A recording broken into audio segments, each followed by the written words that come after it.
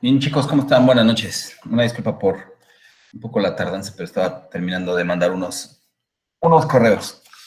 Am, una disculpa también de que no pude darles clases ayer. Estaba esperando a que regresara un buen internet y nunca tuve buen internet, así es que ni siquiera podía abrir el Meet, Google Meet.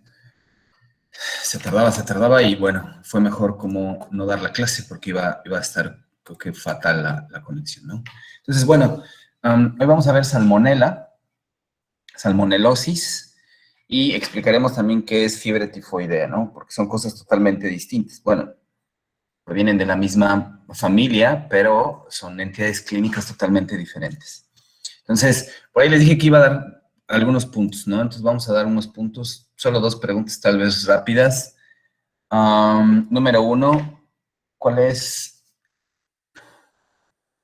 ¿cuál es el tratamiento de elección para salmonelosis? ¿Quién me dice?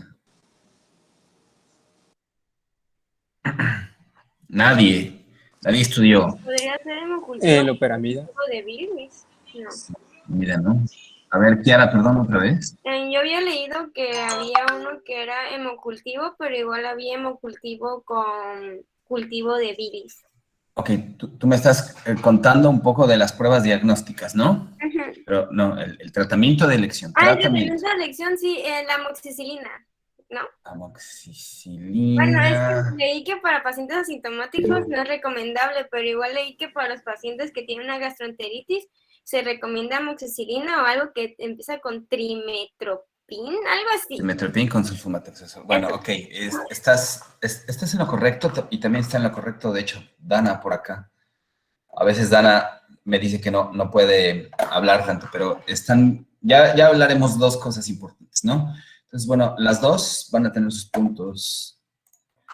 Kiara, sí, Kiara y Dana, así es que espérenme, primero déjenme anotarlo. Ahora, hay algo muy importante porque siempre causa mucha confusión.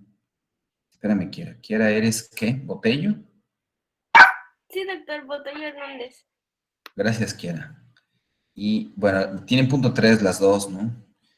Mañana otra cosa. Dana, eres Roque.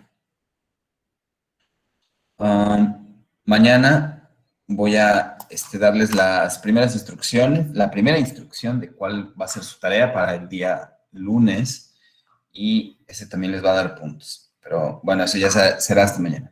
Entonces, hay dos cosas importantes. Lo primero que hay que establecer es que son entidades diferentes, clínicamente hablando. Es decir, no es nada igual hablar de una salmonelosis a hablar a una fiebre tifoidea. Eso ha sido siempre como una gran confusión entre muchos médicos, porque el hecho de que se presenten evacuaciones diarreicas producidas por alguna especie de salmonela, que usualmente puede ser salmonela enteritidis, ¿sí? Usualmente ese tipo de tratamientos son, al igual que hemos visto en la gran mayoría de los casos, para todas las enfermedades diarreicas, es decir, rehidratación. Y en los casos que se pueden estar complicando, podemos ocupar varios antibióticos. Lo que dijo Kiara es correcto, se puede utilizar amoxicilina, se puede utilizar, también lo que dijo Dana es correcto, se pueden utilizar las fluoroquinolonas, como son el ciprofloxacino, el moxifloxacino o floxacino, y también se pueden utilizar las cefalosporinas, de hecho, hasta los macrólidos. Ahora hay una gran cantidad de antibióticos y gamma que se pueden estar ocupando para ello. Eso es salmonelosis. Pero si nosotros hablamos ahora de fiebre tifoidea, todas las fiebres tifoideas deben tratarse, ¿sí? Es una entidad sistémica que ya estaremos revisando. Entonces, hay que, lo primeritito, empezar a separar que no son entidades clínicas iguales. Hablar de salmonelosis, estamos hablando de una enfermedad diarreica aguda provocada por bacterias y les he estado contando que es la causa número uno en cuestión de diarreas bacterianas provocadas por contaminación alimentaria. Bien, entonces esa es una. Y fiebre tifoidea también está provocada por una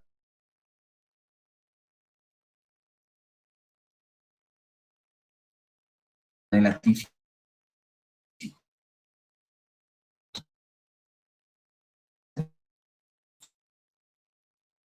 Bien, entonces, eso es lo primeritito. Ahora,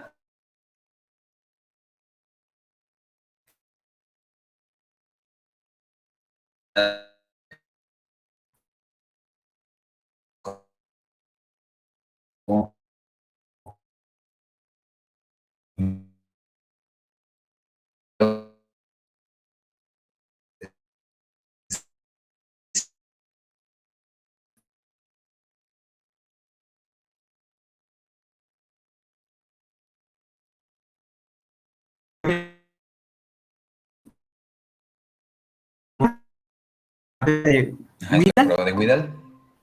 de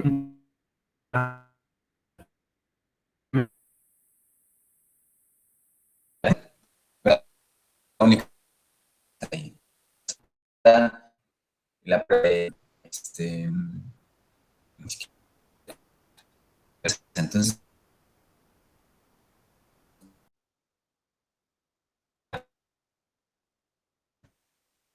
no, no, no, no. O sea, la pregunta es, ¿qué entidades microbiológicas o bacterianas investigan las reacciones febriles? ¿Puedo participar? Sí, claro, claro, todos pueden participar. ¿Se Esta está vez no hubo restricciones. ¿Cómo? ¿Se está refiriendo a los serogrupos? No, me estoy refiriendo a qué bacterias identifican las reacciones febriles. ¿Qué?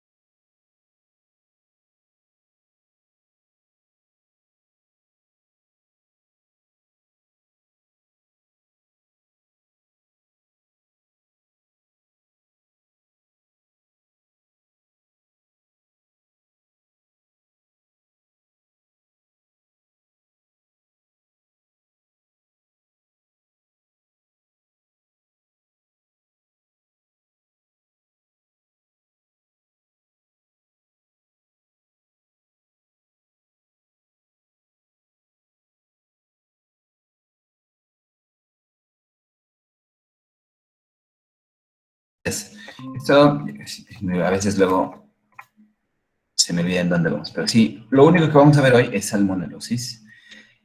Tal vez nos tome toda la clase y si terminamos antes, también mejor, porque digo, aún tengo algunas cosas que hacer, pero sí quiero que quede totalmente claro qué pasa con la salmonela. Bueno, lo primero es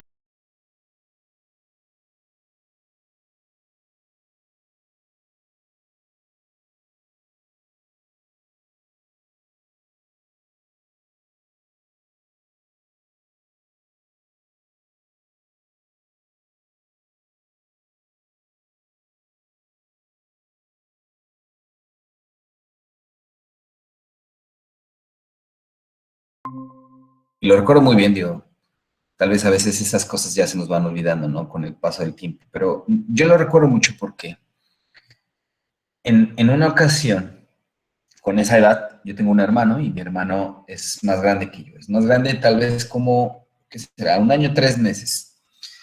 El chiste es que fin de semana familiar, mi papá allá en Puebla nos dijo, pues vamos a comer algo diferente. Y fuimos a una comida que era cocina cantonesa.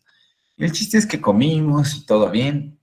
Y de repente, como a los 3 días más o menos, mi hermano empezó con unas evacuaciones diarreicas, pero como dos, más o menos, empezó con muchas evacuaciones diarreicas. De verdad fueron como, yo en ese momento no había visto, no somos como tan enfermizos, ¿no?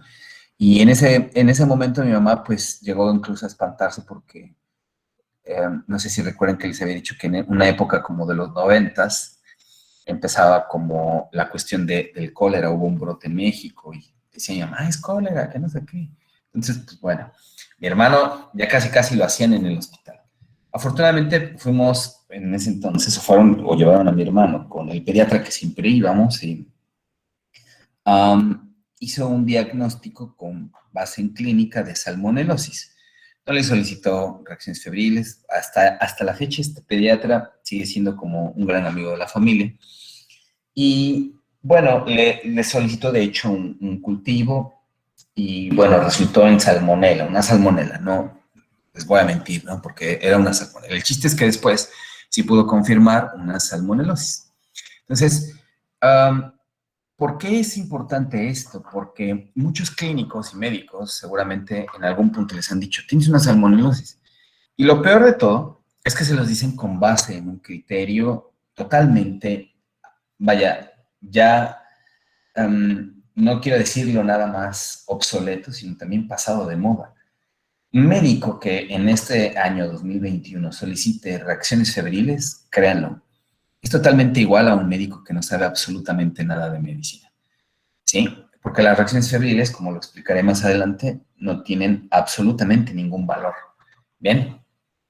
Tienen una muy baja o casi nula sensibilidad y especificidad. Y eso las convierte, por supuesto, en opciones diagnósticas que no tendrían absolutamente nada que ofrecer en un caso de salmonela. ¿Bien? Entonces, seguramente, por eso les decía, algunos de ustedes ya han estado involucrados en algún diagnóstico de salmonelosis y puede guiarse con la clínica, sí. Sobre todo es importante realizar los diagnósticos, pero estamos ante la mayor probabilidad en cuestión de intoxicación por alimentos. Y me refiero a intoxicación hablando de un patógeno, que en este caso, vuelvo a repetirlo, es una bacteria. Entonces, las salmonelas, ¿ven? También, si no me recuerdo, dentro de la historia de estas bacterias, llevan el nombre de quien las describió. Se apellidaba Salmon, ¿no? Y de ahí derivó. Es lo único que me acuerdo con relación a la historia. Y esto más o menos tuvo mucha relevancia como a principios de los años 1900, de acuerdo a un brote alimentario que se produjo por carne contaminada de cerdo, ¿no? Y bueno, ya de ahí, por supuesto, toda la información que hemos tratado o más bien que ahora tenemos, que es gracias a esas investigaciones se pudieron separar muchísimas entidades de salmonela.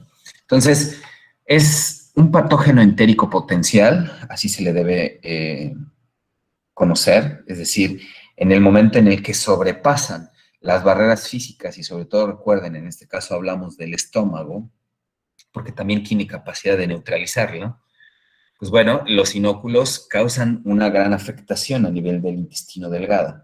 ¿Bien? Entonces, es una de las principales causas de enfermedades bacterianas transmitidas por alimentos. De hecho, es la número 1. Y altamente relacionada con Escherichia coli. Altamente relacionada con Escherichia coli con relación a las cantidades de evacuaciones diarreicas, básicamente con relación a la clínica. ¿Bien? Causa principalmente una fiebre entérica, ¿sí? que es lo que nosotros conocemos como una salmonelosis entérica. Aquí hablamos de evacuaciones diarreicas o enfermedad diarreica aguda. Y hablamos entonces de fiebre tifoidea, que eso sí, como lo veremos un poco también más adelante, estaremos hablando de una entidad clínica totalmente distinta. Vaya, si bien podría a lo mejor tener afectación diarreica, no es lo principal. Lo principal en este caso, pues, es la fiebre y algunas otras cuestiones clínicas que van apareciendo, ¿no? Pero no es lo mismo. Eso es lo primeritito que hay que conocer. Y por supuesto, también tenemos una afectación más sistémica causando una bacteriemia, causando infecciones endovasculares y también causando infecciones focales, es decir, que podrían llegar a algún punto de algún órgano, como los pulmones, el riñón, ¿bien? Que nos podrían dar una positividad en los cultivos y de ahí, por supuesto, clínica asociada, ¿bien? Entonces, esto también se puede presentar. Enterocolitis no tifoidea, enfermedad focal no tifoidea y fiebre tifoidea. Prácticamente son las tres entidades clínicas. Entonces, hay que repasar qué es todo esto con base a el patógeno. ¿Qué se habla básicamente de esta bacteria? En esta bacteria, que son fáciles de aislar, eso hay que decirlo, porque durante el paso del tiempo se han asociado muchos medios de cultivo que son muy buenos y que son muy baratos también. Entonces, estas bacterias son móviles, son bacilos móviles, son en realidad bacterias gram negativas, tienen una forma, se habla en los libros, de varilla o una cuestión tubular recta, no está formada como cocos, ni mucho menos, ¿no? Y pertenecen también a una Enterobacteriaceae. Es algo muy similar a lo que hemos estado viendo en las diapositivas pasadas. Es lactosa negativa, tiene algunos medios selectivos que ya lo veremos, como es el agar de McConkey, es tal vez el único que me acuerdo, pero vienen varios, tal vez unos 2 o 3 más, que son medios de agar de cultivo, que son muy, muy buenos. Yo, inclusive, cuando era estudiante, trabajamos con la McConkey. Era un buen medio para estar separando y aislarlo en los cultivos y conocer si entonces tiene una alta relevancia. Lo de la oxidasa y oxidasas negativas es importante porque esto provoca básicamente que tengan una fermentación rápida a nivel intestinal y al mismo tiempo producen algo que se conoce como el sulfuro de hidrógeno. Ese sulfuro de hidrógeno puede ser detectado muy rápido en los medios ahora convencionales para realizar las pruebas diagnósticas, que son en medios pues nucleares. Hablamos de las pruebas, sobre todo de las de PCR, ¿no? Que ya existen, son más rápidas y son altamente específicas. Y esto se debe a este tipo de producto metabólico. ¿Bien? En algunas ocasiones, si bien tiene una gran cantidad de características gram negativas, bueno, se relaciona mucho a que este tipo de bacterias son anaerobios facultativos y recuérdenlo, puede depender o puede prescindir de esos medios de oxigenación para sus metabolismos. ¿Bien? Se agrega el serotipo a la nomenclatura o serobares. Esto sucede cuando nosotros ya le vamos a nombrar. Y aparte de lo que actualmente se tiene ya en la microbiología, estaremos hablando alrededor de unos 2.500 serobares, ¿no? Son algunas especificaciones etiológicas. Antes de pasar a esta parte de la fisiopatología, nosotros tenemos varias especies, como les decía, de las que me acuerdo ahora, porque son las que producen diarrea. Salmonella enteritidis, salmonella, que es la salmonella entérica, ¿sí? También tenemos salmonella bongori, esa me acuerdo, y la salmonella subterránea, ¿no? Es algunas de las inclusive más recientes que se han tratado de describir. Pero esos serobares que les estaba mencionando, que dan una subdivisión de la salmonella, también dan una nomenclatura hacia las principales salmonelas, que es la tifi y la paratifi, que estas dos sí están involucradas para el desarrollo de la fiebre tifoidea. Recuérdenlo, es una entidad clínica totalmente distinta. Tenemos Salmonella choleraceus, ¿sí? Esto es porque ahorita lo estoy viendo justo en mi celular. Y Salmonella, ¿cuál es la otra más común? Salmonella typhimurium. Esa ni siquiera la había escuchado antes, ¿no? Pero lo que les puedo decir es que por lo menos de las especies que más van a estar constantes en los medios de cultivo que van a ser reportados con forma frecuente, la Salmonella enteritidis, la choleraceus, la paratifi, la tifi, y la Dublín, esa se me olvidaba, la Salmonella Dublín. Es por lo menos lo que yo he visto más en la práctica clínica y, por supuesto, las principales causantes de las entidades clínicas que están aquí, ¿no?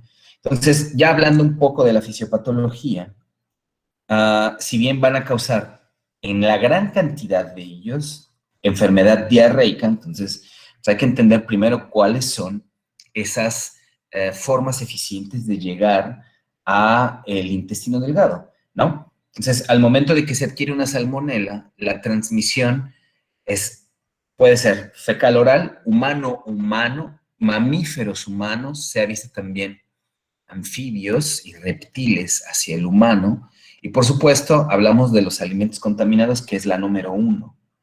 De hecho, se necesita, recuérdenlo, como una gran cantidad de inóculo para que sobrepase las barreras físicas y químicas que se producen en el estómago y de ahí puedan llegar hacia el intestino delgado.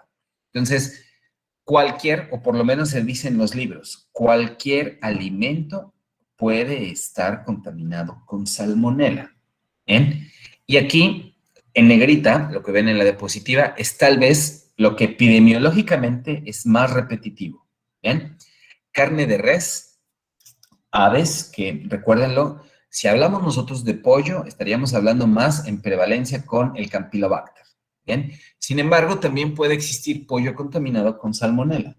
Bueno, esto es lo importante, ¿no? Hay que ir segregando cuáles pueden ser los causantes. Entonces, algo que se menciona muchísimo también en los libros es el huevo. Y vuelvo a repetirlo, no porque el huevo esté contaminado, sino porque en realidad lo que está contaminado es el cascarón. Recuérdenlo mucho, puede existir una transmisión de algunos animales. No se ha visto tanto una incidencia en los casos transmitidos a través de las aves, pero sí puede llegar a existir por la manipulación que se tiene en el estar acomodando los huevos hacia las canastillas o lo que fuera, ¿no? Entonces, esto sí puede estar sucediendo y muchas personas también la adquieren. Por eso, incluso en alguna clase, sinceramente no recuerdo quién lo mencionó, pero hay que lavar los huevos y eso es una buena costumbre. Yo por lo menos, si lo hago, cada vez que vamos al súper allá en la casa y compramos, por supuesto, huevos, los lavamos y listo, de ahí ya los podemos refrigerar sin ningún problema. Es una buena práctica, van a evitarse muchas enfermedades y, por supuesto, van a tener mayor confianza. Digo, si a pesar de eso tuvieran alguna evacuación diarreica originada en algún alimento que estuvieran en casa, ustedes ya podrían descartar el huevo, ¿no?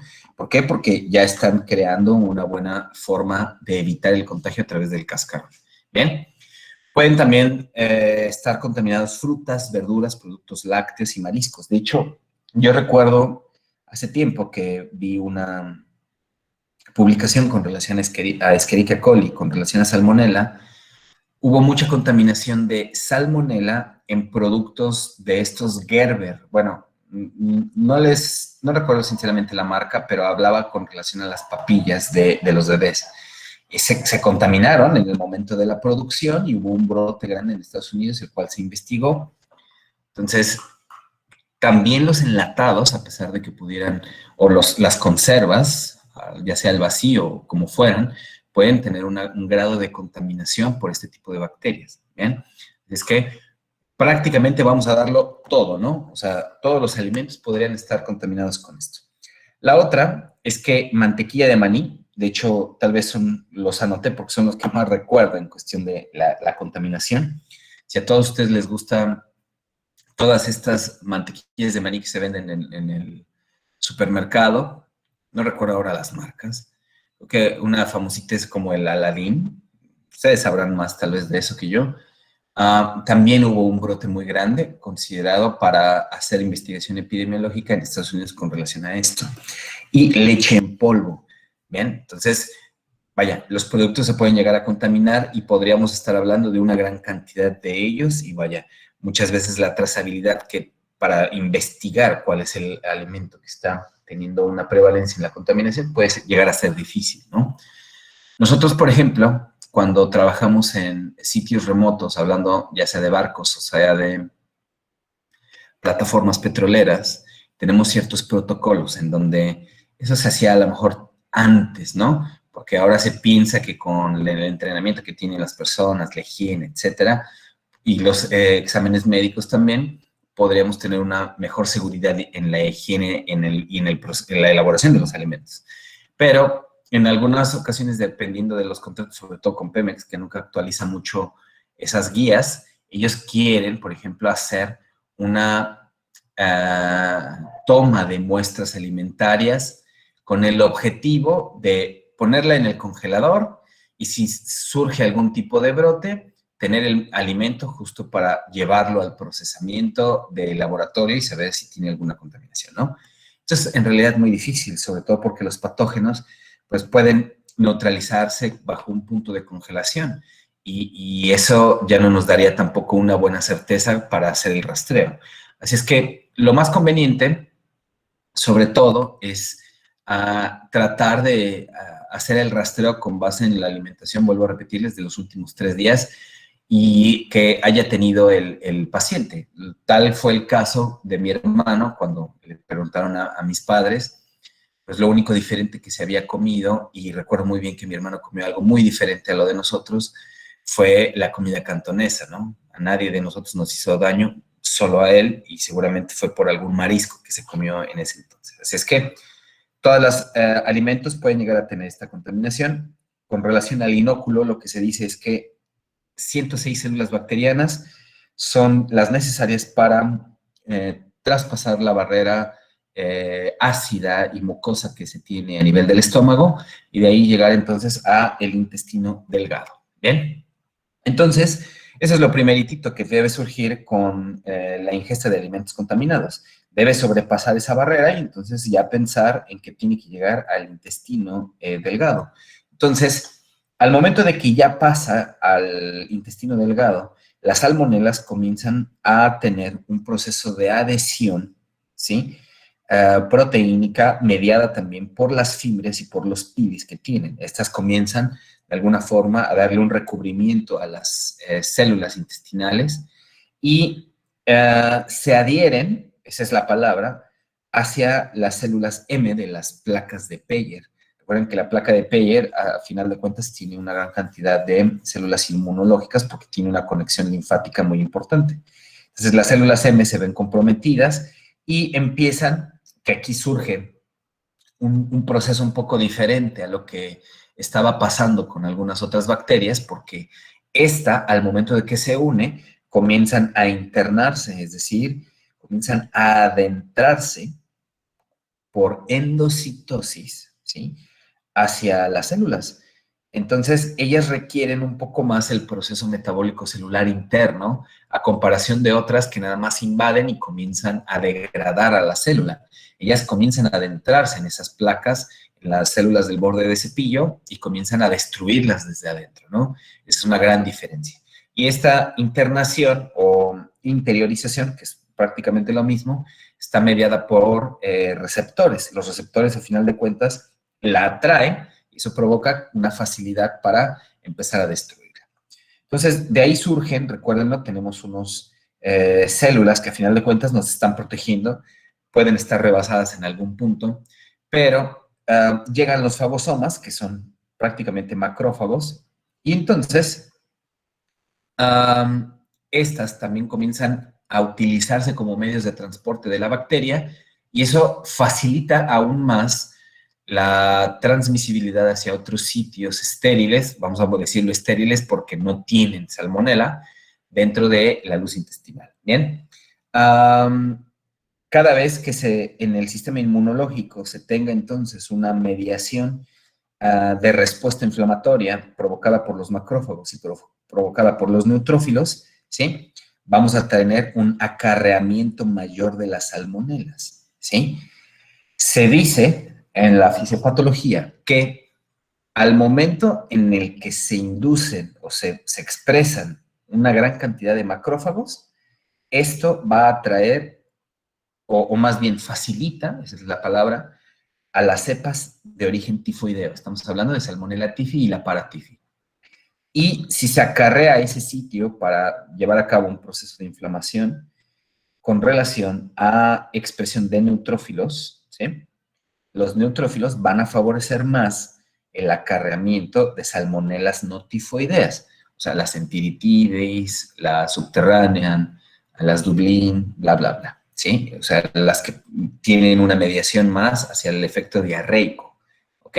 Entonces, eso hace, a final de cuentas, nuestro sistema inmunológico. O sea, si bien algunas van a estar ahí medio batallando con la bacteria, pues ellas aprovechan a esa mediación de transporte provocada por nuestro propio sistema inmunológico y eso les facilita entonces el flujo. Bien, se propaga por el sistema retículo endotelial cada vez que se adentra más y de acuerdo a la mediación y liberación de citocinas, migración de las células mononucleares, todo esto pasa al sistema reticular endotelial y entonces puede transmitirse hacia otros órganos. ¿Cuáles? Hígado, vaso, riñones, médula ósea, piel, ¿sí? Se dice muchísimo que estos son tal vez los que más se involucran. Y en algunas ocasiones, cuando no es bien tratada, las cepas que sí causan fiebre tifoidea, se dice en la fisiopatología que en el día 14 aproximadamente ya existe una positividad importante para la bacteria en el torrente sanguíneo. ¿Okay? Entonces, esto crea en algún punto una bacteriemia y hasta cierto modo va a originar las principales complicaciones orgánicas. ¿Ok? Entonces, créanlo, cualquier órgano puede estar comprometido con relación a la salmonela, vesícula, hígado. Nosotros tuvimos un caso que reportamos en un hospital, que fue el 2 de octubre, de salmonela en una colelitiasis aguda. Entonces, vaya, no es el principal sitio o el sitio primario del que se infecta. Eso viene a razón de una propagación linfática y retículo endotelial, o sea, capilar. ¿Ven? Y así pasa entonces la fisiopatología. Tenemos o hablamos de cómo se van dando los factores de virulencia de las salmonelas. Y prácticamente tienen mucho que ver con unas proteínas plásmidas que tienen un gran tamaño. Y aparte de que estas antígenos prácticamente van a adherir más la bacteria hacia el intestino, le van a dar una mayor supervivencia, ¿sí? Y van a efectuar como una capacidad de flujo con la ayuda de los neutrófilos y de los macrófagos, ¿no?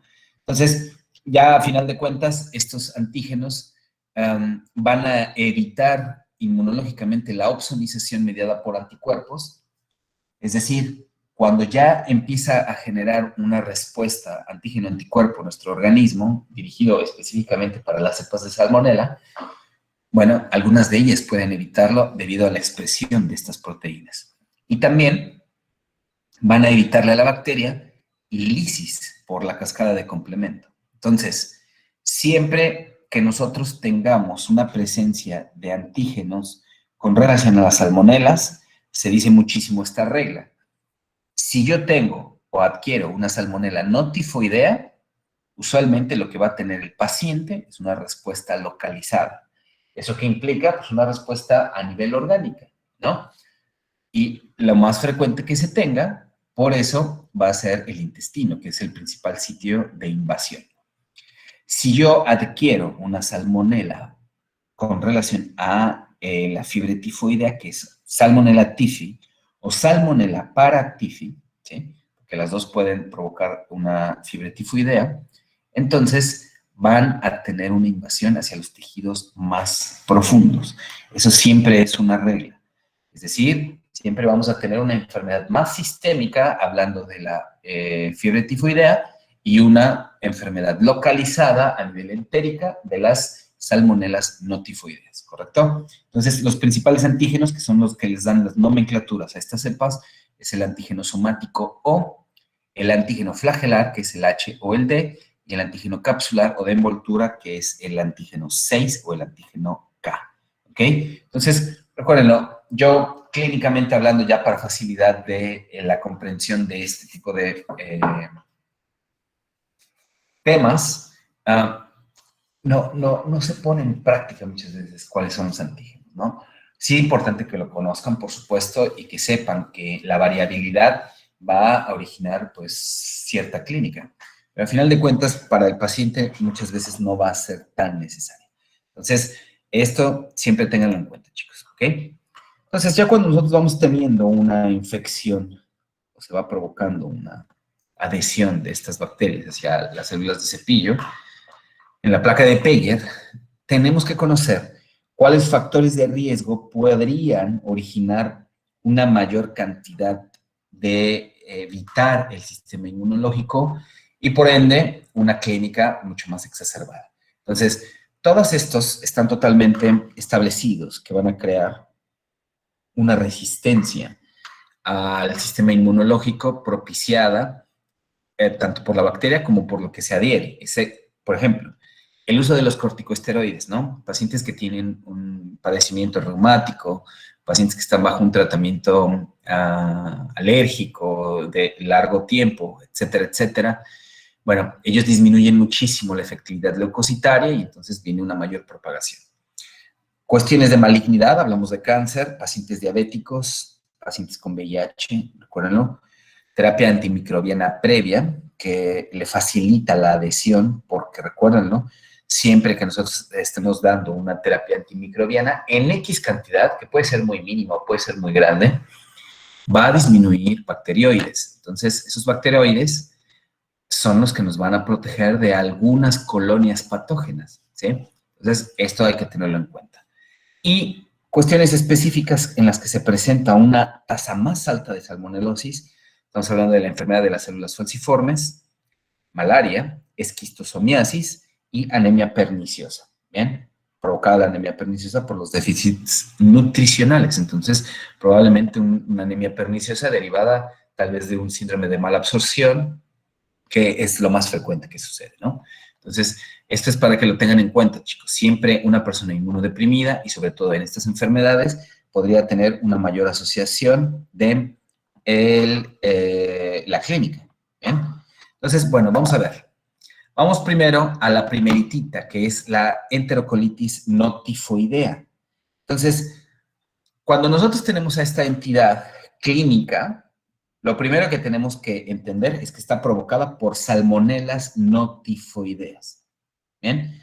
Y se dice en la literatura que la clínica es exactamente igual a otras entidades patógenas que se pueden estar ya describiendo con anterioridad. Ejemplo, Escherichia coli, ejemplo, Campylobacter jejuni, Yersinia enterocolítica, ¿sí? En un principio de la enfermedad, porque recuerden lo que si algunas pueden llegar a complicarse, ya estaremos teniendo a lo mejor presencia de procesos o abscesos o úlceras o necrosis, etcétera, etcétera. Entonces, hablar de diarreas bacterianas, vamos a hablar casi de las mismas características, acuosas, con presencia muy ligera de solidificación, no tanto moco. Recuerden lo que el moco aparece mucho más en el Campylobacter. Entonces, las heces, ¿sí?, son sueltas y no hay presencia de sangre. Eso es lo más importante. Estamos hablando de heces que no son totalmente líquidas, es decir, no es agua, sino que viene acompañada la disolución de la materia fecal con agua, ¿bien? Y ocasionalmente hay diarrea coloide de gran volumen. Esto prácticamente, hablando de los inóculos grandes, las personas que adquieren la enfermedad pues van teniendo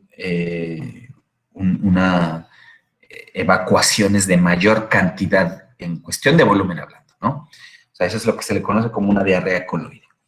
Cuando se asocian algunos síntomas, y eso no en todos los pacientes, vamos a tener dolor cólico, ¿sí? Vamos a tener tenesmo, ya hemos hablado del tenesmo. Vamos a tener calambres abdominales, escalofríos, cefalea, mialgia, ¿sí? Pero no vamos a hablar de una afectación grande. La fiebre, de hecho, es una fiebre de bajo grado, no es persistente, se puede controlar muy fácil, inclusive con la hidratación, y por lo menos hablar del periodo, porque esto es muy frecuente con la alimentación, o los alimentos contaminados, más bien dicho, el periodo de incubación es mucho más rápido que otras bacterias. Si recuerdan un poco, hablábamos de la Escherichia coli, alrededor de unos 2, 4 días, hablábamos de Campylobacter igual unos 3 a 7 días, dependiendo, ¿no? Pero en este caso, la enterocolitis no tifoidea tiene un periodo de incubación entre 6 a 72 horas, o sea, máximo 3 días, ¿bien? O sea, sí puede existir un inóculo grande que ahora en este caso nos pudiera dar una afectación rápida, ¿sí? Inclusive hablar también de la comparación con rotavirus, básicamente puede ser hasta más rápida en algunos casos. Si nosotros tenemos una sospecha de forma inmediata de un alimento que pudiera estar contaminado y que sobre todo nos da una alta orientación cuando se presenta a lo mejor algún otro caso, contaminación alimentaria es muy frecuente con salmonela, ¿bien? Si es que eso sí podría suceder. La gran ventaja es que es autolimitada, no requieren una sintomatología. Por ahí alguien dijo loperamida, por ejemplo, en el tratamiento y todo esto. Las loperamidas, olvídense de la loperamida. Dejen la loperamida para tratamientos diarreicos que no tienen un origen infeccioso, ahí sí. Por ejemplo, síndromes de mala absorción, por ejemplo, irritación a nivel entérico, procesos de diarreas frecuentes provocadas por cirugías, resecciones, etcétera. Pero para una diarrea infecciosa dijimos, está totalmente prohibido dar una loperamida, ¿bien? Entonces, autolimitada en 3 a 7 días. Yo, por lo menos, los casos de salmonelosis que en algún momento he tratado, vaya, se den muy bien en no más de los 3 días, por lo menos en mi práctica clínica, ¿bien? Así es que, bueno, casi siempre los pacientes cuando van teniendo una resolución tardía pueden decir, pues es que no tengo ningún antibiótico, ¿lo necesito? Bueno, ya hemos hablado de qué casos podríamos estar orientándolos hacia darles necesariamente un tratamiento antibiótico, ¿no? Bueno, en este caso también lo que están viendo son diarreas provocadas por salmonela. Entonces, bueno, aquí esta por lo menos podría llegar a tener un contenido mayor graso, sí, pero es exactamente igual. Así se produce, no es moco, es un poco más la mala absorción que está teniendo el paciente. Esto es prácticamente igual. Entonces, hablando de las diarreas, ¿sí? Clínicamente no podríamos separarla de alguna otra. Las únicas que sí podríamos separarlas son las que tienen mayor especificidad, ¿no? Rotavirus es muy específica, es acuosa, es pegajosa, es amarillenta blanquecina. Hablábamos de las disenterías, principalmente por Shigella, esa es la que tendríamos que estar pensando número 1. Hablábamos del agua de arroz, ¿sí? Esto por Vibrio cólera. Y hablábamos también de las evacuaciones con moco, con gran presencia de moco. Esa es para Campylobacter. ¿Bien? Enfermedad focal no tifoidea. Entonces ya estamos hablando de una clínica que no nos va a dar tanto una diarrea, que si bien sí puede estar precedida por la diarrea, puede ser más transitoria. Entonces, en este caso, recuerden lo que la fisiopatología nos dice, que para las entidades clínicas de salmonela, pues pueden tener una interiorización hacia las placas, y eso podría provocar que se diseminen a través del sistema reticular endotelial y la vía linfática, y eso pase hacia otro órgano. Entonces, hablar de una enfermedad focal no tifoidea, estamos hablando también de aquellas cepas que no son tifoideas, tifi y paratifi. Entonces, aquí sí sucede una bacteriemia que se conoce como bacteriemia transitoria.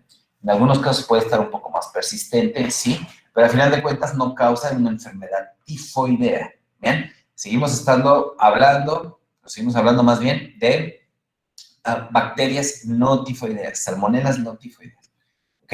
Entonces, aquí prácticamente cualquier órgano, ya lo explicábamos en la fisiopatología, puede tener una afectación. Inclusive, vaya, también recuerdo alguna publicación donde algunos tumores han estado en cuestiones de personas con malignidad, pueden estar afectados por salmonela. O sea, el paciente tiene cáncer, adquiere la enfermedad y de ahí entonces pues viene la afectación inclusive del tumor. Hablando de tumores que tienen un crecimiento celular importante, ¿no?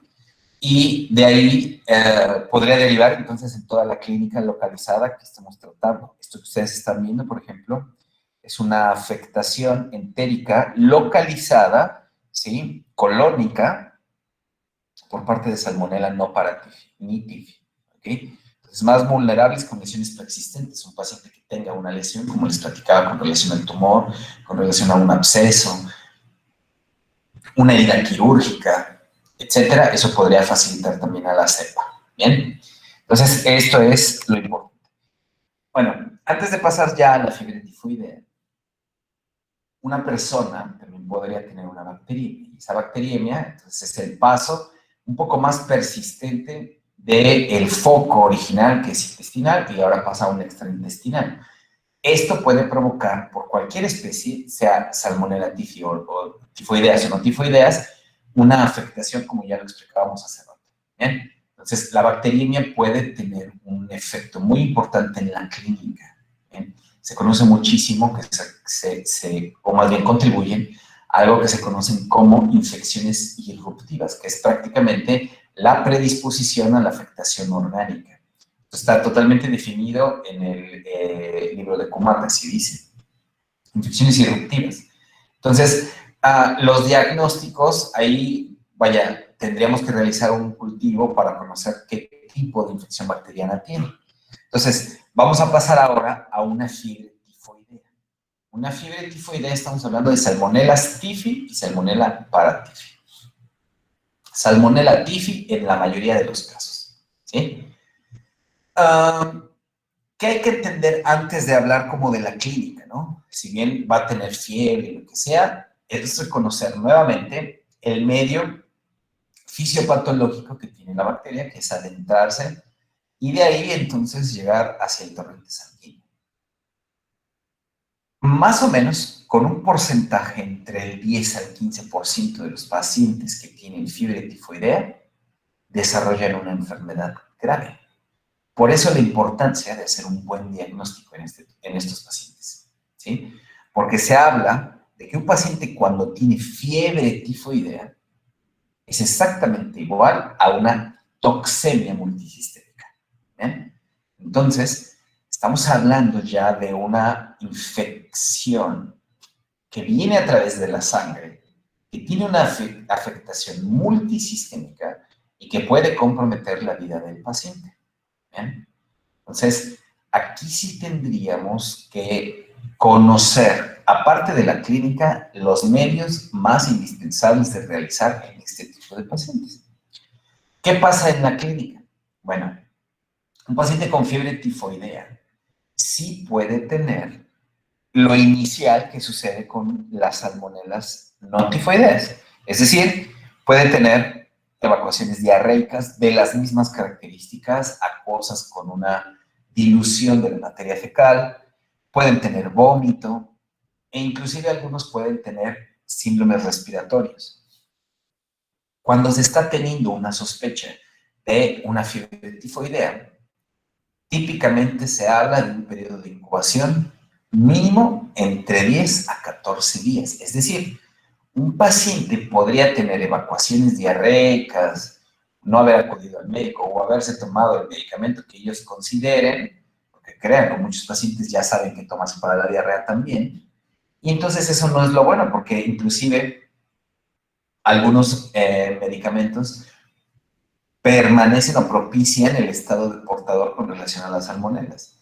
Tal es el caso de las neomicinas, las caulinpectina que se venden con el Trera o con el Escapar, la niforoxacida que también se incluye. Entonces, todos estos medicamentos aumentan más el estado de portador en lugar de erradicar a la bacteria. Entonces, estos pacientes, más o menos en un periodo de 10 a 14 días, es cuando viene ya la afectación con toda la clínica. ¿Cómo comienzan? Básicamente, pues si hablamos de una fiebre tifoidea, creo que lo más claro es que tengan fiebre. Pero aunado a esto, vienen datos sistémicos, como es dolor de cabeza. Se habla mucho de esta cefalea frontal sorda, o sea, un dolor persistente a nivel de la frente, que no es punzante, sino es más bien incómodo, ¿bien?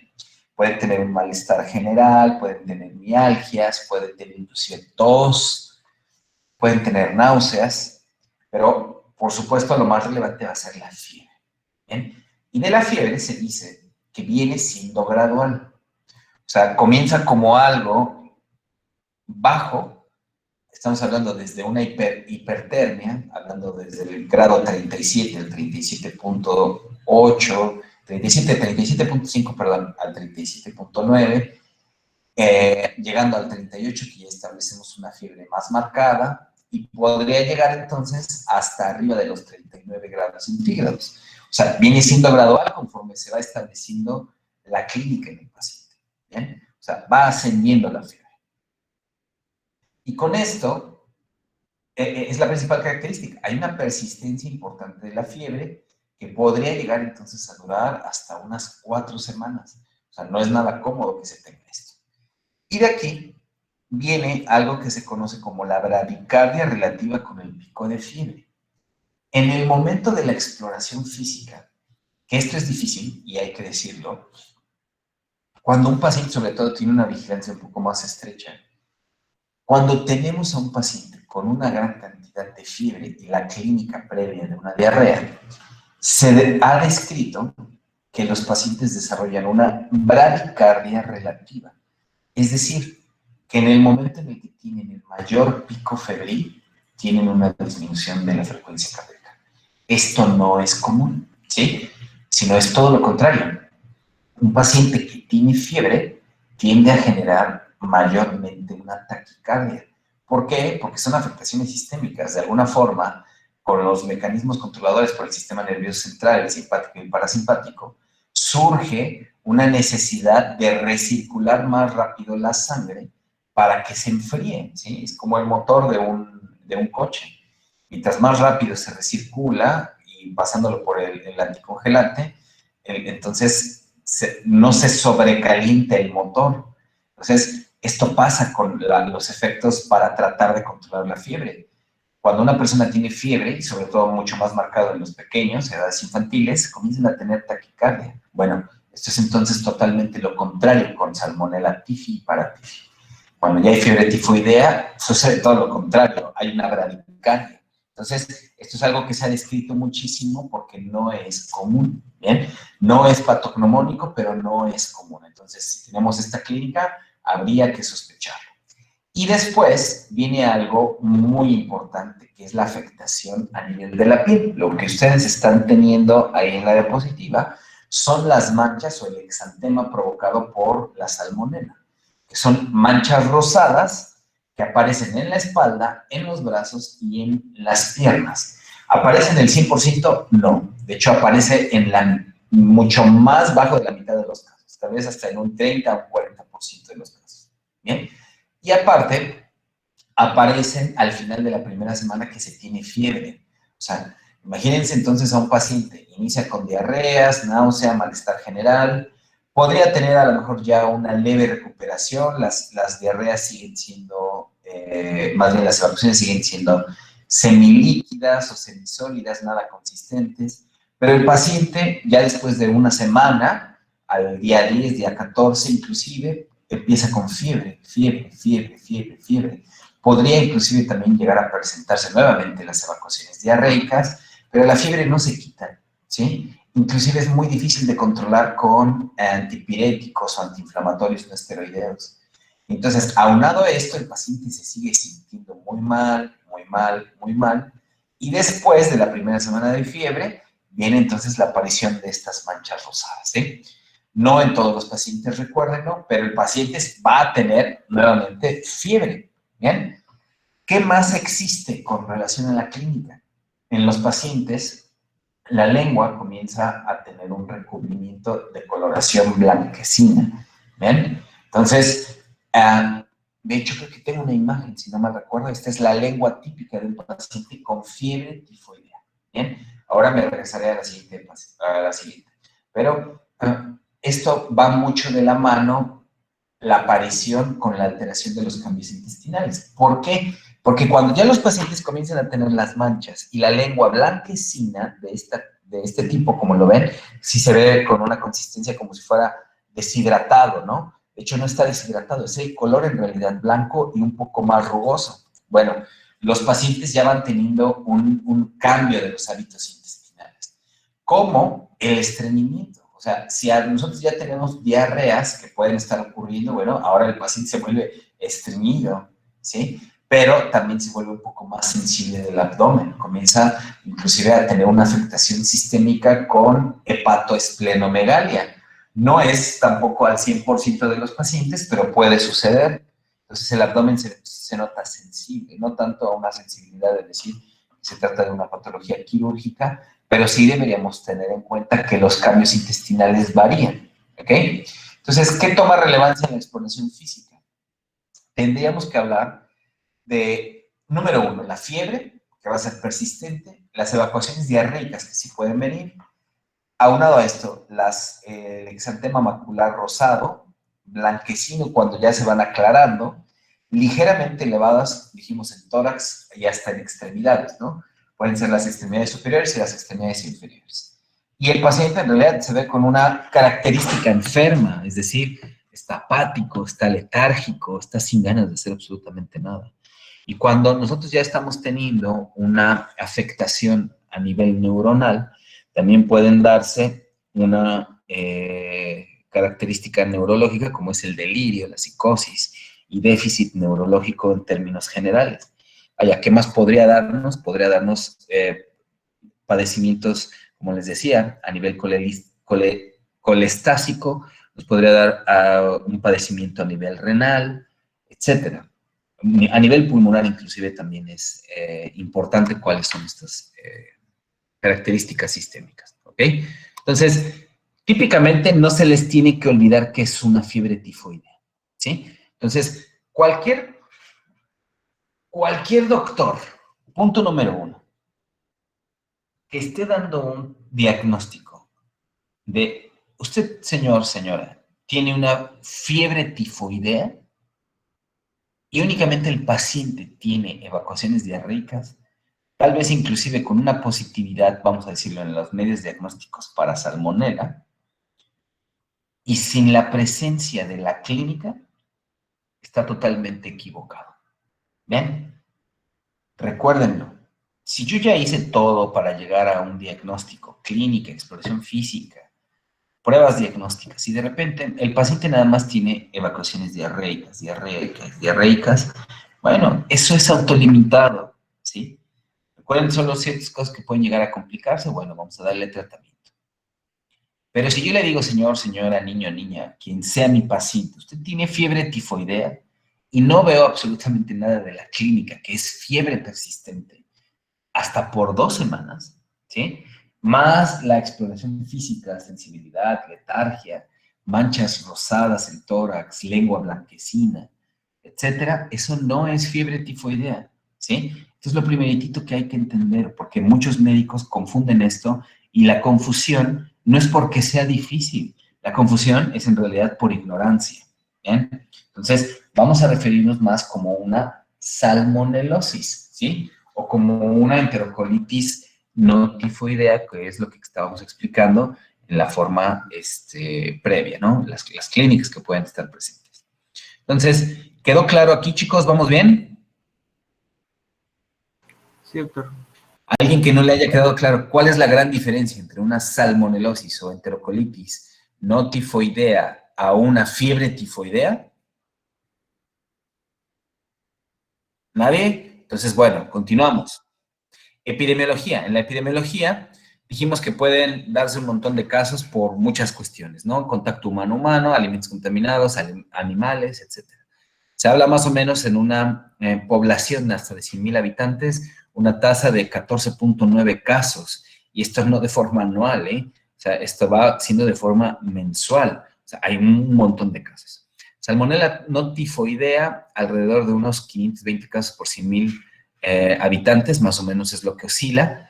Y la primera, quiero especificar, los 14.9 casos vienen siendo por fiebre tifoidea, ¿bien? Y la otra por salmonelas no tifoideas. Entonces, aquí ya tenemos algo muy relevante, que es más probable que se tenga mi paciente, pues va a tener con una mayor probabilidad los casos de salmonela no tifoidea, es decir, la intoxicación alimentaria con evacuaciones diarreicas. Prevalencia más alta en niños, brotes en personas institucionalizadas, ¿sí? Edad entre 5 a 19 años. Aquí ya estamos hablando de una edad mucho más alta. Las características, recuerden, lo epidemiológica, siempre vamos a hacer referencia a X, Z o Y entidad etiológica, y en este caso, bueno, el rango de edad viene siendo más amplio de lo que ya conocemos, ¿sí? Salmonella no tifoidea siempre es una diarrea autolimitada, a menos de que el paciente esté inmunocomprometido, eso ya lo hemos hablado, ¿no? Pero en la mayoría de los casos no va a requerir nada de tratamiento, que es lo bueno, ¿bien? Países relacionados con el viaje, India, Pakistán, México y Bangladesh, ¿no? ¿Por qué será que nosotros siempre aparecemos ahí? Entonces, siempre está relacionado con diarreas del viajero, ¿bien? Algo que leí recientemente, o sea, recientemente hoy, porque recuerden lo que a veces tengo necesidad de leer para tratar de no darles tanto paja ni choro en las clases, pero hablaba de un caso, digo, no sé por qué llegué a ese estudio clínico, que hubo un brote, inclusive de afectación a través de, bueno, humanos a través de perros, ¿sí? Y se encontró que fueron unas croquetas, incluso viene la marca ahí porque fue igual motivo de investigación epidemiológica por la FDA y los CDC, que fue Diamond Pet. O sea, si alguien le compra de esas a su...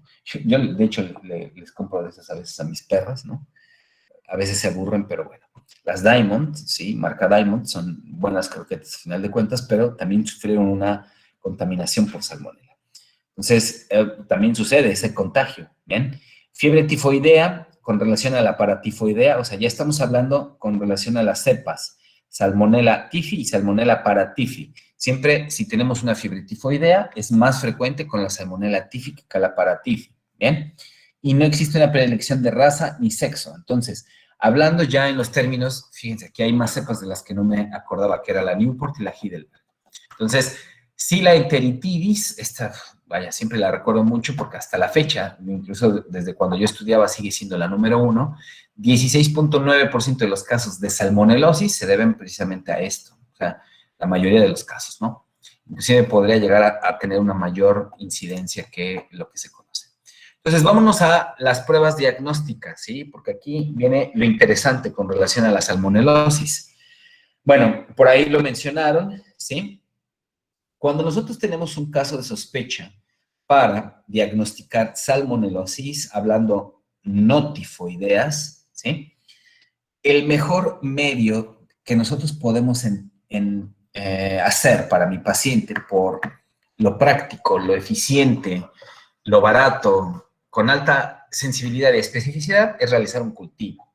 Entonces, ¿qué vamos a cultivar? Pues, por supuesto, las heces, ¿no? Le pedimos al paciente que tome una muestra, se lleva a cultivar y entonces dijimos que hay la McConkey, yo no sé por qué recuerdo mucho ese nombre, pero el medio de cultivo McConkey se utiliza y es bastante eficiente. Yo recuerdo cuando nosotros creábamos en el laboratorio de microbiología de la Facultad de Medicina allá en Puebla, veíamos el crecimiento de las cepas, vaya, rapidísimas, por lo menos en 2 días ya teníamos crecimiento de salmonella, ¿bien? Entonces son muy buenas, ya imagínense, en 2 días tener un cultivo es excelente. Ahora, cuando nosotros tenemos ya ya tenemos una afectación por cepas no tifoideas ni paratifoideas con una localización orgánica, el mejor medio es realizar un hemocultivo. Inclusive hasta ciertos casos de diarreas que pudieran llegar porque se ha hecho, a la investigación de si se trata de salmonela, muchos pacientes pueden llegar a tornar positivos con un hemocultivo, únicamente sin tener afectación sistémica, ¿no? Entonces, los hemocultivos también son buenos. De hecho, para las cepas, adelantándome un poco a la tifi y la paratifi, se puede hacer un cultivo en orina, Se puede hacer una biopsia de la mancha rosa a nivel de la piel que está teniendo el paciente. Recuerden, esto surge mucho a nivel del tronco, de las extremidades superiores y de las inferiores, y también de las secreciones gástricas. Nosotros llegamos a un diagnóstico porque cultivamos el líquido biliar cuando hicimos esa colecistectomía, ¿ven? Entonces, ahí surgió el caso clínico. ¿Qué más se puede hacer? Por supuesto, si hay afectación neurológica, aspirado y cultivo de la médula ósea. Se puede realizar un coprocultivo de las heces recién expulsadas. Y si se encuentra una cepa de Salmonella typhi, el diagnóstico debe establecerse cuando existen hallazgos clínicos. Esto lo dice, si no mal recuerdo, el Red Book. Entonces, ¿qué significa esto? Supongamos que yo tengo, por X razón, un hemocultivo y me torna positivo para Salmonella paratyphi o Salmonella typhi, que dijimos son los causantes de una fiebre tifoidea. Si el paciente está sintomático, yo ya no puedo hacer el diagnóstico de fiebre tifoidea, ¿sí? Lo más probable de ese paciente es que haya terminado la fase aguda de una fiebre tifoidea, ¿sí? Pero si por alguna razón yo encuentro esporádicamente a un paciente así, sin clínica no se hace diagnóstico. Esto es lo más importante también para fiebre tifoidea. Por eso les digo que muchos pacientes están totalmente mal diagnosticados con una fiebre tifoidea. ¿Bien? Y recientemente, como les comentaba, de acuerdo a la presencia de los antígenos y la amplificación de esas proteínas, ya se tienen pruebas de PCR altamente eficientes. Entonces, ¿qué se puede llevar a la PCR? Pues las heces, la sangre, la orina inclusive, para saber si se tiene o no esta entidad bacteriana. ¿Para qué nos sirve muchísimo? Otro medio de diagnóstico, como son las citometrías, porque ahí los pacientes tienden a verse cuando ya hay afectación sistémica con una leucopenia, con neutropenias y anemias. Entonces, deberíamos ser cuidadosos cuando un paciente no está mejorando y vale mucho la pena realizarles las citometrías hemáticas. Entonces, pregunta de examen, si yo voy a realizar un diagnóstico con una salmonelosis, ¿sí? Con unas cepas no tifoideas, medio importante para realizar el diagnóstico es el cultivo. Si yo voy a realizar diagnóstico para Salmonella typhis y para tifis, viene siendo también el cultivo, ¿bien? Sin embargo, se modifica mucho más qué tipo de tejido, inclusive, o podríamos llegar a cultivar, porque aquí, recuerden, la principal sintomatología no es una diarrea, que si bien se puede presentar, también puede presentarse estreñimiento, ¿bien? Aquí valdría mucho más la pena realizar o un hemocultivo o mandar a cultivar la orina o la biopsia en la mancha rosa y las secreciones gástricas, ¿no? Dependiendo de si la afectación y la clínica que esté teniendo nuestro paciente, ¿bien? Entonces, todo esto es importante para que nosotros guiemos todo esto, ¿bien? Entonces, hay algo muy relevante, que son las reacciones febriles, ¿sí? Entonces, no sé si se acuerdan que en algún momento les dije que mi profesor de infectología, vaya, es tal vez de mis profesores que más hasta este punto agradezco por haberme dado clases, ¿sí? Porque es muy bueno. Sí, sigue vivo mi profesor, sí. La otra vez he visto videos de él en YouTube y todo, ¿no? Es un infectólogo pediatra. Entonces, él siempre era un poco más mal hablado y todo esto. Y para muchas cosas nos decía, vaya, si ustedes hacen esto, son unos nacos, ¿no? Tal es el caso que nos repetía muchísimo con, ustedes dan ampicilina, yo les voy a considerar como los médicos más nacos que existen.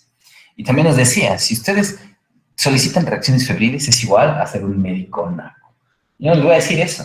Yo únicamente no les voy a hacer caso, porque no confiaría en ningún médico que solicite reacciones febriles. Las reacciones febriles son totalmente obsoletas.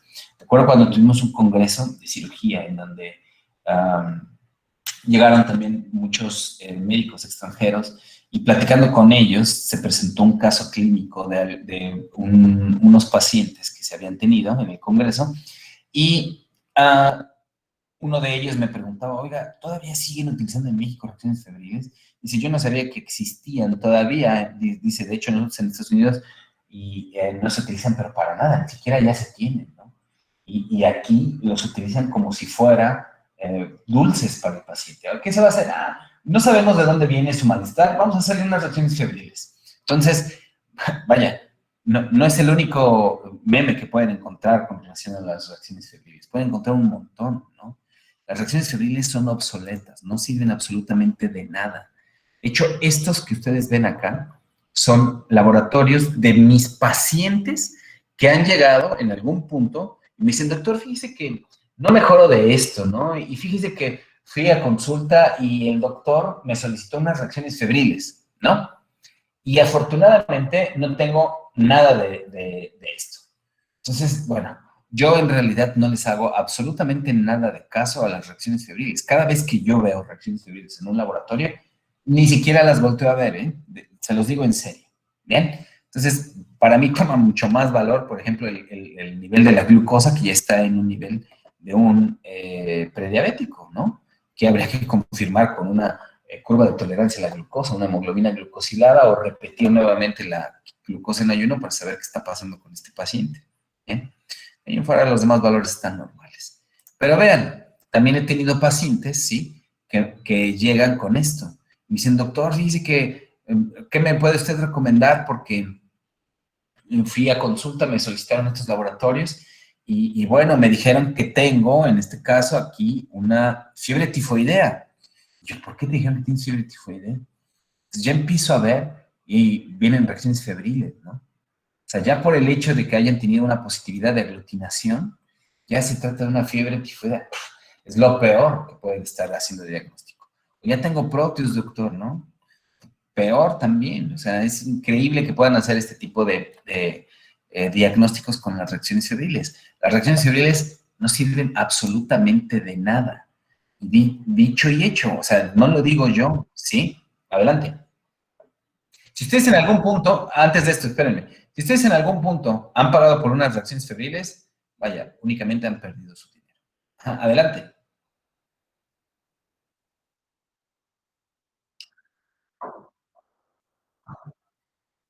Para nada, pues porque, vaya, porque son muy baratas y porque la gente hace mucho tiempo hacía diagnósticos con eso porque era lo único que existía, ¿no? Entonces, conforme fueron avanzando nuevas técnicas, ahora se sabe que no sirven absolutamente de nada, ¿sí? Entonces, antes guiaban los diagnósticos con base en las reacciones febriles. Y si bien, vaya, en alguna de esas le pueden atinar, porque eso sí puede ser posible, es muy improbable, ¿bien? Entonces, hablando un poco de las reacciones febriles, que algo de lo que se incluye aquí dentro de las reacciones febriles es la prueba de Widal, la prueba de Félix también, la prueba de Rosa, ¿Rosa qué es? Ni me acuerdo, les digo, Rosa, Rosa de Bengala, Rosa de Bengala, Rosa de Bengala, ¿correcto? Entonces, dentro de todas esas reacciones febriles, que es un conjunto de pruebas, ¿bien? Pueden dar positividad, y se los digo así, positividad con Salmonelas notifis, serogrupos A, B, D. Pueden ser positivas con infecciones por enterobacterias como Pseudomonas aeruginosa, como especies de Klebsiella, todas las especies de Klebsiella, como especies de Escherichia coli, especies de Citrobacter, especies de Yersinia enterocolítica, muchas neumonías provocadas por neumococo, por estafilococo aureus, inclusive por bacterias atípicas como son los micoplasmas, bacterias que causan meningitis, tuberculosis pulmonar, o sea, estamos hablando de nada que ver, ¿no? O sea, ¿cómo hacemos los diagnósticos con tuberculosis? Ya lo hemos visto, ¿no? Las pruebas de Mantoux, ya hemos visto que tiene que ver con los frotis, etcétera, ¿no? Imagínense, una tuberculosis puede dar una prueba positiva de reacción febril. Brucelosis, que en brucelosis ahorita les voy a contar una anécdota. endocarditis bacteriana, rickettsiosis, infecciones por Staphylococcus aureus, ¿sí? Infecciones por Burkholderia pseudomalei, nunca he visto un caso de Burkholderia, tétanos, parasitarias como malaria, amebiasis, entamoeba histolítica, ¿sí? Infecciones virales como es dengue, infecciones por VIH, hepatitis viral aguda y crónica, ¿bien? E inclusive hongos como la criptococosis, ¿bien? ¿Qué significa esto? Son algunas de las, no son todas de hecho. Entonces, imagínense, yo tengo un laboratorio como esto, ¿no? Yo le digo, no, pues usted tiene fiebre tifoidea. Mal. Pueden ser cualquiera de estas, ¿sí? Pueden ser cualquiera de estas y más, en realidad. Entonces, el que yo diga, usted tiene una fiebre tifoidea solo porque aglutinó el tífico H, es lo peor, ¿bien? Entonces, porque aglutinó el Proteus, peor, no tiene Proteus usted. Nunca de los nunca vayan a hacer un diagnóstico. Es más, nunca de los nunca vayan a solicitar pruebas de reacciones febriles. Nunca. Y si ustedes tienen algún familiar, sus padres, hermanos, etcétera, y van con algún médico y ese médico les solicita reacciones febriles, siempre yo lo he dicho, cambien de médico. ¿Ven? Porque ese médico significa que no tiene ningún tipo de actualización. Y actualización les estoy hablando de los últimos 20 años fácil, o tal vez hasta 25 años, ¿bien? No sirven absolutamente de nada. Y no lo digo yo, ¿sí? Hay inclusive una gran cantidad de información que ustedes mismos pueden darse cuenta que no sirven absolutamente de nada. Entonces, ¿qué dice, por ejemplo, la Organización Mundial de la Salud? Siendo como de lo más típico que ustedes pueden encontrar con relación a esto, a lo que les estoy diciendo. Las pruebas semi-cuantitativas de aglutación en lámina y de Widal en tubo único no funcionaron bien. Tubex y Tifidot, que son reactivos para hacer las pruebas de reacciones febriles, podrían ser aptos cuando la probabilidad de la prueba inicial es alta y los hemocultivos no están disponibles, pero su funcionamiento no justifica su uso en los centros de asistencia sanitaria habituales en el África subsahariana.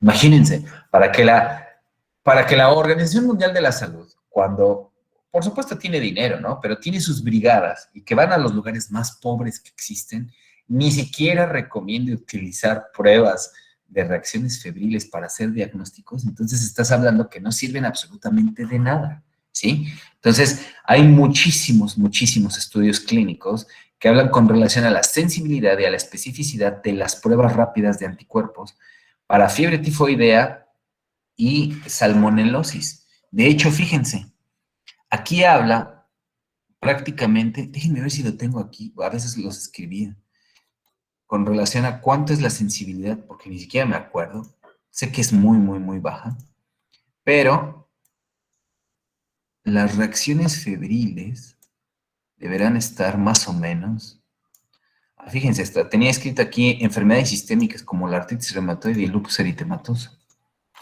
No lo tengo acá, pero la sensibilidad, por lo menos, de las reacciones febriles deberá estar ahora básicamente como en un 32% de sensibilidad, especificidad como del 34%. O sea, tendremos una gran cantidad de falsos positivos y falsos negativos, un montón. Así es que nunca soliciten reacciones febriles, nunca en la vida. ¿Bien? Ya saben cuáles son los medios diagnósticos para realizar un diagnóstico de salmonelosis, hablando de las cepas no tifoideas, y cuáles son también los medios diagnósticos para realizar una investigación a un paciente que se sospecha fiebre tifoidea. ¿Bien? Así de sencillo. Entonces, tratamientos. La enfermedad diarreica es autolimitada. En la mayoría de los casos no vamos a necesitar absolutamente nada. ¿Bien? Más que la hidratación, pues.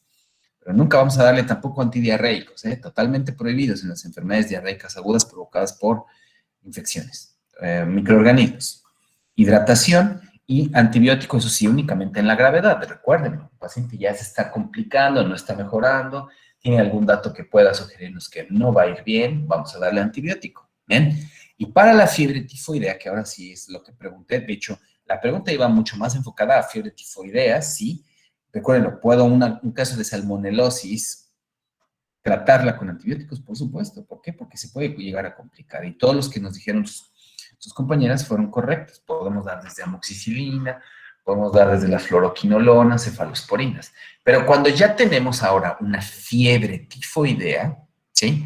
Antes se daba ampicilina, trimetoprim con sulfamethoxazol, que también lo dijeron por ahí, y cloranfenicol. Ahora, todos estos tratamientos, tal vez el único más relevante ahora que podría ayudarnos muchísimo es el trimetoprim con sulfamethoxazol. La ampicilina, ya he hablado mucho de la ampicilina, es muy, muy, muy tediosa. Son 4 veces al día por 10 días. Y el cloranfenicol causa... ¿Qué causa el cloranfenicol, chicos? ¿Cuál es el principal efecto adverso y que tendremos que estar vigilando en todos los pacientes que tienen cloranfenicol? O que se les da cloranfenicol. Nunca en la vida he dado cloranfenicol. Siempre también decía, mi mismo profesor de infectología decía, recuérdenlo, el cloranfenicol mata. Entonces hay miles de antibióticos ¿Tienes mejores que el cloranfenicol. gastrointestinales? ¿Cuál? ¿Perdón? ¿Algunas reacciones gastrointestinales? Sí, esos son como efectos comunes, ¿no? Pero el más temido de todos es anemia aplásica, ¿ok? Entonces, nunca den cloranfenicol, ¿bien? Que de hecho puede en algún punto, cuando no es tan severa, ser reversible, pero en la mayoría de los casos ahí se quedan, ¿eh? Una aplasia total, ¿bien? Entonces, ¿cuál es el tratamiento actual? Se ofrece una gran variedad, se ofrecen las quinolonas, ya hablábamos del ciprofloxacino, moxifloxacino como los más comunes, macrólidos, que viene siendo la acitromicina, la eritromicina, y cefalosporinas de tercera generación. Entonces, tratamiento más estandarizado con base a las guías de la Organización Mundial de la Salud, con base a las guías de la CDC, es acitromicina más ceftriaxona. ¿Bien? O sea, estamos utilizando una asociación de un macrólido con una cefalosporina de tercera generación. Así es como deberíamos tratarlo. La acitromicina, que nos da un rango muy, muy corto de tiempo para el tratamiento, que son 3 días, y la ceftriaxona, que sí podría variar hasta los 10 días de tratamiento, ¿no? Entonces, siempre, ¿por qué? Porque recuerden, ese paciente puede llegar a una complicación, dijimos, hasta en un 15% de los casos. Se va a morir un paciente con fiebre tifoidea si no lo tratamos. Bueno, tal vez no en todos los casos, pero se puede morir y eso no es nada bueno. Hay que tener la sospecha, primero cómo asociarla con la clínica, con el medio diagnóstico y de ahí entonces llevarlo al mejor tratamiento que se tenga. Dudas o preguntas que se tengan con relación a salmonelosis. Para mañana vamos a ver clostridioides y ya, ¿qué nos sigue? Helicobacter pylori, ¿ok? Mañana vamos a ver esos dos. Entonces, dudas o preguntas que se tengan con relación a salmonela. ¿Quedó claro? Yo tengo Adelante. una duda. En caso de una salmonelosis no tifoidea que sea grave, ¿qué antibiótico se va a recomendar? Hablábamos de los mismos, ¿eh? Pueden darles, y eso es correcto porque sus compañeros también nos hablaron, ejemplo, de la amoxicilina. La amoxicilina tiene un buen efecto, inclusive. Yo les recomendaría llevar a cabo un tratamiento, si bien no de asociación, porque no vale la pena tanto, pero podrían ustedes asociar una citromicina o una fluoroquinolona. Para muchas las diarreas, en muchos de los casos, y una gran cantidad de clínicos utilizan las fluoroquinolonas. Entonces, se utiliza mucho, yo inclusive también lo he llegado a utilizar para diarreas que no mejoran, fluoroquinolonas. El más claro ejemplo es el ciprofloxacino. Ya hay ciprofloxacino de 1 gramo. Yo no lo sabía hasta hace un año, ¿bien? Entonces, fue bueno porque tuve una paciente, igual alumna, que tuvo efectos adversos porque le hicieron una cirugía y después me dijo, oye, entonces fíjese que estoy teniendo un montón de vómito y en realidad no pasó absolutamente nada y vaya, los antibióticos que me dijeron para evitar una infección en mi herida ya están, ya los estoy vomitando. ¿Qué hago? Entonces, no tendría ningún hecho el vómito en esta paciente, así es que le dije, mira, el vómito en realidad está provocado por todos los medicamentos que le dieron. No sé de qué la operaron, porque esa es una realidad. No me quiso decir y lo respeté mucho. Pero le dije, estás teniendo muchos antibióticos, le dieron una terapia triple. Muy probablemente fue una cirugía complicada, pero le dije, mira, lo primeritito que hay que cambiarte es la gran cantidad de antibióticos, porque eso es lo que está causando justo las náuseas y el vómito. Entonces vamos a cambiarte por ciprofloxacino de 1 gramo, ¿no? ¿Y cómo fue? Ahí fue cuando conocí el ciprofloxacino de 1 gramo, mucho mejor. O sea, en lugar de, ya les dije, del ciprofloxacino que utilizan en el IMSS, es de 250 miligramos. O sea, se estarán tomando 2 tabletas cada 12 horas por 10 días. Pésimo también, ¿no? Pues ya, por lo menos manden el de 500 miligramos, que ya es muy barato, muy económico. El de 1 gramo vendría costándose un poquito más caro, pero vale la pena si se invierte en la salud, ¿no? Entonces, si me preguntan qué le vamos a dar a una salmonelosis no tifoidea que se está complicando, pueden darle con mucha confianza las fluoroquinolonas. Recuerden, vuelvo a preguntarlo, porque eso tal vez se los ponga en el examen. ¿A quién no le vamos a dar fluoroquinolonas? A los menores de edad. ¿Por qué, Isaac? Porque Muy bien, muy bien, muy bien. Entonces, eso es lo importante. ¿A quién más no le vamos a dar por esa misma situación? A los menores de edad y a quiénes más.